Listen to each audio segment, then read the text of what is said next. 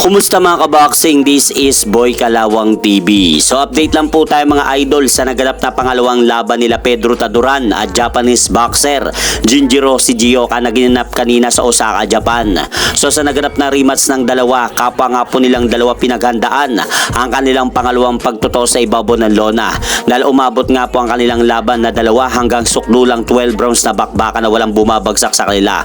Pero kung papanoorin nyo nga po mga idol ang kanilang naging laban, lamang na lamang nga po sa power punch ang ating pambato na si Pedro Taduran kumpara dito sa hapon na si Jinjiro Shigeoka. Dahil kamakailang ulit nga pong nayanig ng champion ang challenger sa round 5 at round 9. At ang akala ko nga po dito mga idol, mauulit ang nangyaring round 9 stoppage ng referee sa unang laban nila nung nakaraang taon. Pero mali po tayo ng estimate kay Jinjiro Shigeoka mga idol. Dahil napakalaki pala ng puso nito sa kanilang nangyaring pangalawang laban ng ating kababayan na si Pedro Taduran. Dahil kahit binabayo nga po ni Pedro Taduran ang pagmumuka at katawan nito, ay pilit nitong kinakaya ang mga tumatamang suntok sa kanya galing kay Pedro Taduran hanggang maitawid nga po niya ang kanilang laban ni Pedro Taduran hanggang sukdulang 12 rounds na hindi po siya bumabagsak sa laban. Pero ganun pa man po ang nangyari, pumabor pa rin po ang mga hurado sa ating pambato na si Pedro Taduran dahil ibinigay nga po sa kanya ang panalo by split decision at tagumpay nga po na depensa ni Pedro Taduran ang kanyang IBF World Minimum Weight Championship belt laban sa hapon na si Jinjiro Shigeoka sa kanilang nangyaring rematch kanina sa Osaka, Japan. Kaya dahil po dyan mga